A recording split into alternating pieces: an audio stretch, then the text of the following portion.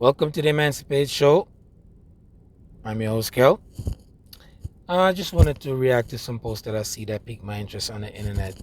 Um, First one up, I would never get into, I would never get in a new relationship and continue talking about my ex. Um, you never want to use the same bricks that you used to build your house to build the same house because you're pretty much going to get the same thing. And I would never recommend telling your new partner, this is male or female, you should never tell your new partner too much about your past because it will definitely come back to bite you. Not only will it come back to come bite you, it will be used against you in a situation if the situation does present itself. So the less energy you take out to speak about a person of your past, the better it be. Because then it sounds like you're obsessing pretty much over the person. And when you keep on talking about the person, that means you still have some kind of feelings or some ill feelings against that person about whatever they did to you. So the less you speak about a person, the better it be, because just elaborating about somebody while you got somebody is just toxic. Just leave that alone. And it's the best way to get that person out of your system by not giving the person your energy. Give him a blessing, wish him well, and move the fuck on. But talking about them in your new relationship while you got somebody is not the way. It's funny when people say hurt people, but no one is breaking the cycle. I think we're all hypocrites in our own way. And if you're just coming out of a relationship and you're going to use that next person to get over the other relationship, that's not the way. But hey, to each his own. Do what you feel like you need to do. But what happens when you get over that person and you're with the new person that you're with? Like you're gonna leave them, then you're just gonna be carrying on the same broken cycle because you're gonna be hurting somebody while you're already over that person. That person's hurt. They're gonna find comfort in the next person. So I think everybody should take time out to heal themselves and don't carry that same bad energy from one person to another person. As you know, whenever a woman has sex with a person, she stores that energy. Men are are, are givers, and women are receivers. So I think everybody should take some healing time before they go into anything as far as relationship, because you don't want to bring that bad energy or the toxicity from you to the next person and the next person bring that to the next person. Let's break that cycle. Let's do some healing before we do some moving on. Feel me? It's the best way to get it out of your system. Go do some healing. Date, but don't put no title on it. Okay? All right. If you're not dating to marry, then you're dating for a heartbreak. Let that sink in. Now, I don't agree with this statement because for one or two reasons, you could get hurt even if you're not married.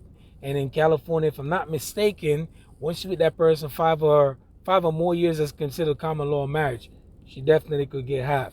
Now, marriage is not for everybody. And that's just a Western way of thinking. Like, you don't have to be married to a person in order for you to actually say you're in a relationship or something like that.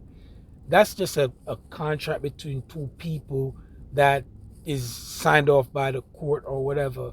You don't need marriage to solidify that, you're with the person. Like, you could just be with the person just to be with the person years upon years upon years. But that loyalty, the consistency, and not that contract binding you together. And personally, I think everybody should have. I think people should get married to see what it's like, to see if it's for them or if it's not for them. And I don't think marriage is for everybody. It's just a contract. And in the end, the only person that benefits from that contract is a woman. Because if she don't get married again, you're gonna be paying for the rest of your life. So yeah, marriage is just not for everybody. I think that's something that should be thought out before you even think of doing it. But you could get heartbreak from just casually dating, if the person's a side piece, or if the person's just boyfriend, girlfriend, or whatever. So yeah, don't believe that. That's a lie. So we've been texting for 2 days. I'm finna asking for $40 before you ask me. Nah, this is some lame shit right here. Like, why would you even think of asking somebody for money just because you're talking to them. Like you feel that entitlement. You feel that comfortable after what 2 days is what 96 hours or something like that. No, like if somebody ever did that to me, I'd just be like, yo, let me hit you back. Okay, second chances are not given to make things right, but to prove that we could be better even after we fall. Now, this is probably something that somebody betrayed you, or if the person did betray you, basically it's like well, it's like betrayal. Or if somebody cheated on you, it is betrayal. But you just try to be the bigger person. Once the glass is cracked, that shit can never be fixed again. So I don't know. It's up to each individual. If you feel like need to forgive the person, and you could look the other way and just be like, man, you know what? Let bygones be bygones. But that's always going to be bring you on the edge. If you could trust that person again, also after they did what they did to you, betrayal is very, it cuts very deep. It cuts very deep, and I'm pretty sure all of us have experienced betrayal at some time or the other. So just be careful and watch yourself, watch your six, and hopefully, whomsoever you give a second chance, they don't do what they do again. Because I think everybody's rocks with a person based upon if they feel like it's beneficial for them.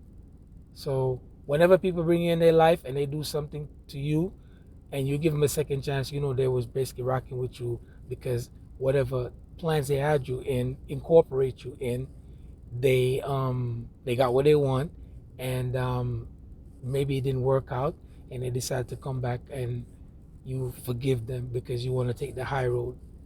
But yeah, that second chance, yeah. Message from your ex: I'm dating someone that's better than you. You know what you say to that? Good luck, God bless you, and I hope it works well for you.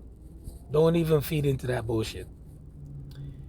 Can friends have sexual relationship and keep it on the friendship level?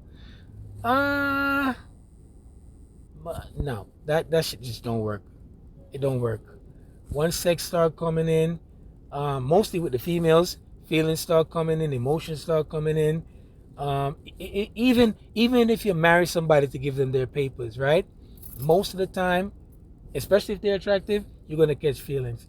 If you're casually having sex with them, you're gonna have feelings. And if if you have that connection with them, which whenever a woman give her body to a man, she's gonna have that connection. Sometimes guys do have that kind of feelings that like, yo, they don't want it to be that because they see more than just like a casual thing, and they want to pursue you to be something that is more than that. And in most cases, once a woman give you a body, a woman can't just get up and just have sex just to have sex. It just don't work like that. She got to have some kind of feelings, some connection, some kind of attraction. And I know a lot of people is going to counter me and say, oh, fuck you talking about? That's a lie. I could just fuck a nigga just to fuck a nigga. No. You're not a prostitute, because a person just don't forget about you like that. You just don't forget about a person like that. That's what prostitutes do. And you're not a prostitute. So can a person be friends and just keep it up? No, that's just a negative. It just don't work. It don't work like that. Feelings, once those feelings comes in, game over. Anyway, fuck your job, car, crib, and anything that's materialistic. Are you happy? Now, you have a lot of people that's living out there that they feel like they need to buy material things in order for them to feel that void in them. All that you need resides inside of you. Happiness all starts within you as a person. And if you cannot find happiness in yourself, people are going to go down a spiral. And I wouldn't say darkness, because without the dark, there can't be light. And everything that comes from the darkness is light. So I'm going to say you need to find inner peace, be at peace with nature, be at peace with yourself, be comfortable within yourself as a person, and I definitely think you could find peace there. That's why sometimes people do commit suicide, because they can't find anything that could reach them, or nobody that can communicate with them, and they just go down a spiral. I wouldn't say darkness, like I said before, because everything that's light comes from the darkness. So we all can find happiness. We just got to look within ourselves and be satisfied and be contented with what we have. Sometimes we look for happiness within our kids, our spouse, or our significant other, but materialistic thing is never going to make you feel happy, because you buy it, you feel good for the moment, and the next thing you know, it gets old, you're on to the next. Somebody said to me, after you travel the world and you see all these different places, what else is next? I think we all need to find peace within ourselves, because all that you need resides within inside of you. Anyway, thanks again for joining the Emancipate Show. I'm your host, Kel. Over and out.